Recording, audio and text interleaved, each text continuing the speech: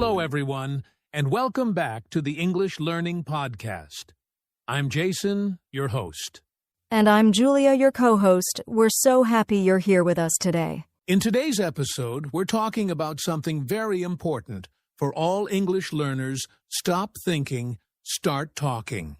Yes, this topic is close to our hearts because so many learners feel nervous or shy. They stop to think about grammar or vocabulary before speaking, and then they lose confidence. Exactly. And we want to show you that speaking English doesn't have to be perfect. You don't need to translate every word in your head. You can start speaking with what you already know. And when you do that, you learn faster, sound more natural, and feel more confident. So today we'll share practical tips, real examples, and even a small practice activity at the end to help you stop thinking and start talking. So grab your notebook, or just listen and relax. By the end of this episode, you'll feel more ready to speak English without fear. Let's get started. Before we jump into tips, let's talk about why so many people overthink before speaking English. Julia, have you noticed this with your students? Oh, yes, Jason. A lot of learners tell me I know the words in my head, but when I try to speak, I freeze. This happens because they're thinking about grammar rules, pronunciation, and mistakes all at the same time. Exactly. It's like trying to drive a car and read the manual at the same time. You can't move smoothly. Your brain becomes busy with rules instead of communication. Another reason is fear. Many learners worry that other people will judge them if they make mistakes. They think, what if I say it wrong? That fear makes them pause and stay silent. Right. And sometimes it's not just fear. It's also the habit of translating from your native language into English. This takes extra time and makes your speech sound slow or unnatural. Yes, your brain is working so hard to find the perfect words that you forget the main goal, just communicating. So if you've ever felt stuck or nervous before speaking, remember, you're not alone. Almost every English learner goes through this stage. And the good news is, you can break this habit. In this episode, we'll show you how to speak more freely, more naturally, and with more confidence. Exactly. Now that we understand why overthinking happens, let's explore the benefits of speaking without overthinking. So now we know why many learners overthink. Let's talk about the power of speaking without overthinking. Julia, what changes have you seen in learners who start speaking more freely? Oh, so many positive changes, Jason. When learners stop worrying about every word and just talk, they become more fluent. Their sentences flow more naturally. Even if they make small mistakes, they communicate their ideas better. Exactly. It's like learning to ride a bike. At first, you wobble, but if you keep moving, your balance improves. Speaking English works the same way movement creates improvement. Another benefit is confidence.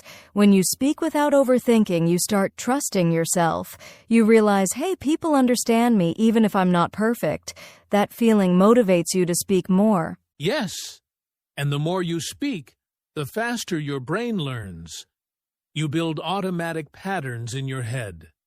Words and phrases come quicker because you've practiced using them, not just thinking about them. And let's not forget the social side. People respond warmly to someone who speaks with energy and confidence, even if their grammar isn't 100%. You sound friendlier and more natural. So speaking without overthinking is not about being careless. It's about focusing on communication first, perfection later. Exactly. And in the next steps, we'll show you simple ways to train yourself to speak freely, starting with easy sentences. Let's dive into step 1. All right, let's begin with our first step. Focus on simple sentences first. Julia, why is this so powerful for English learners? Because simple sentences remove the pressure, Jason. Many learners try to make long, complicated sentences with perfect grammar. That slows them down and makes them nervous. But if you start with short, clear sentences, you speak faster and feel more confident. Exactly. Instead of trying to say, I would have gone to the market if I had known it was open, you can just say, I didn't know the market was open. I wanted to go. It's simple, and people understand you right away. Yes, and when you get used to saying short sentences, you build a habit of speaking. Your brain starts to connect ideas in English automatically. Later, when you're ready, you can make your sentences longer. This approach also reduces mistakes. Because you're not juggling so many words and grammar rules at once, you can focus on clarity. Here's a small tip for listeners. Take one idea at a time. For example, instead of thinking, how do I explain my whole weekend? Just say, on Saturday I played football. On Sunday I stayed home. Short and simple. I love that. And remember, the goal at first is not perfect grammar, it's clear communication. When you're comfortable with short sentences, confidence grows naturally. Exactly. So don't be afraid to keep it simple. Simple is powerful. Great advice, Julia. Now let's move to step 2, which will help you speak even faster using common phrases and ready expressions. Our next step is use common phrases and ready expressions. Julia, this one can make a huge difference, right? Absolutely, Jason. When learners memorize everyday phrases, they don't have to think so hard about grammar or word order. The phrase is already ready in their brain. Exactly. It's like having small tools in your pocket. You just pull one out when you need it.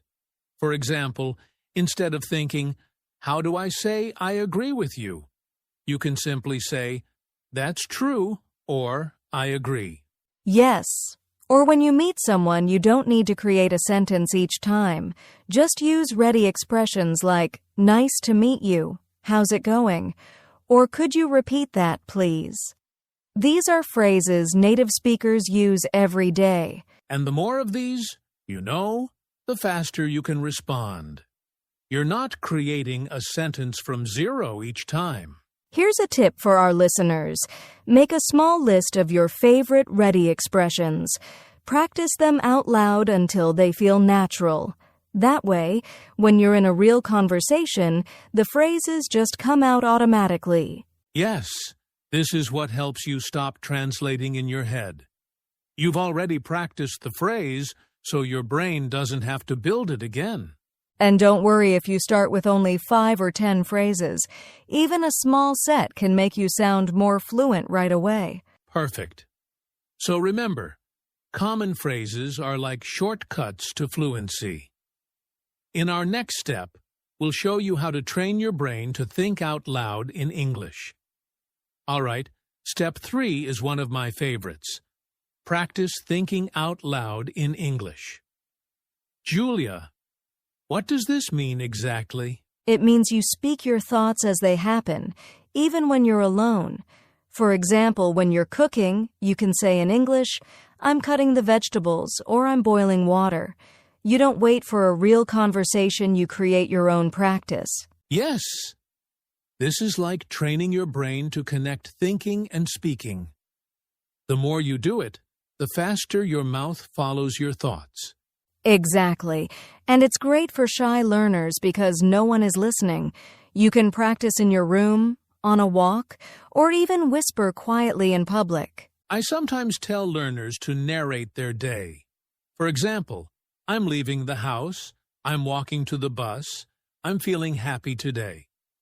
This builds a habit of speaking without stopping to translate. Another good trick is to describe what you see. If you're looking out the window, you can say, the sky is blue, a car is passing by, 2 children are playing. It's simple, but powerful. Right. And don't worry about mistakes. The goal here isn't perfect grammar, it's to create a link between your English thoughts and your English voice. When you practice this every day, even for 5 minutes, your confidence grows. You start speaking automatically in English without needing to think so much first. That's the key: automatic speaking. And when you get used to this, speaking with other people becomes much easier. Exactly. And in the next step, we'll talk about how to accept mistakes and keep going, which is so important when you're speaking freely. Our next step is short but very powerful. Accept mistakes and keep going. Julia, why is this such an important mindset for English learners? Because mistakes are part of learning, Jason. If you wait until you're perfect, you'll never speak. When you accept mistakes, you free yourself to practice more, and practice is what makes you better. Exactly. Think about children learning their first language. They make mistakes all the time, but they don't stop talking. That's how they learn so fast. Yes, and most people are kinder than we think. If you make a small grammar mistake, native speakers will still understand you. They're usually happy you're trying to speak their language. I like to tell learners, communication first, correction later. Focus on sharing your message. Now you can improve your grammar later with practice. That's a great line. And remember, every mistake you make is a lesson. It shows you what to work on next time. So don't let fear of mistakes stop you. Keep talking, keep practicing, and your English will improve naturally. Perfect. In the next step, we'll talk about how to build your confidence with small conversations. Now let's move to step 5, build confidence with small conversations. Julia, why do you think starting small is so helpful? Because small conversations feel safe, Jason. When you try to have a big, deep conversation in English right away, it can feel scary. But if you start with short, friendly chats, you build confidence little by little. Exactly. You can begin with simple greetings, saying hello to a classmate, or asking, "How are you?" to someone online. Even 2 or 3 sentences are enough at first. Yes, and you don't need to find a special partner. You can practice with friends, family, or language partners online. The point is to use English with real people in short, relaxed moments. And every time you finish a small conversation, you feel a little stronger. Your brain thinks, "I did it. I can speak English." That positive feeling makes you want to try again. I tell my students confidence grows through action, not waiting. Small conversations are like small steps that lead to big progress. That's a great way to say it. In our next part, we'll look at some common mistakes people make when trying to speak without overthinking and how to avoid them. All right, now let's talk about some common mistakes people make when they try to speak without thinking. Julia, what's the first mistake you see often? The first one is speaking too fast. Some learners think, if I talk quickly, I'll sound fluent, but speaking too fast can confuse both you and the listener. It's better to speak clearly and at a comfortable speed. Yes, clarity is more important than speed. The second mistake is freezing when a word doesn't come to mind.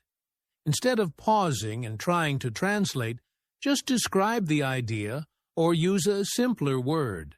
Exactly. For example, if you forget the word umbrella, you can say, "I need something to stay dry in the rain." People will understand, and you keep the conversation flowing. The third mistake is worrying about perfection. Some learners stop mid-sentence to correct themselves. Remember, small mistakes are okay. Your goal is communication first, grammar later. And finally, some learners only practice in their head. You have to actually speak out loud to train your brain and mouth together. Right. Avoid these mistakes, and you'll notice your speaking becomes smoother and more confident over time. Next, we'll do a fun mini practice activity to help you start speaking freely without overthinking. All right, listeners, now it's time for a mini practice activity. This is where you can try speaking without overthinking. Julia, Can you explain what we'll do? Of course, this activity is simple and fun. I want you to pick 3 things you see around you right now. Then describe them out loud in English, using simple sentences. For example, if you see a chair, you can say, "This is a brown chair. It is near the table. I can sit on it." Don't worry about mistakes, just speak freely. Yes, and try to add one feeling or action. For example, I am sitting on the chair. It feels comfortable. This makes your sentences more natural. Take about 1 minute for each item. So 3 items will take about 3 minutes. You can do this anytime at home, in the park, or even while walking. The goal is to train your brain and mouth together. Speak your thoughts out loud, even if they are simple. You'll notice your confidence growing quickly. Exactly. Remember, the more you practice, the easier it becomes to speak without stopping or translating in your head. Try it now, and don't worry if it feels strange at first. It will get easier each day. Before we wrap up, let's talk about motivation and how this connects to real life. Julia, why is this important for learners?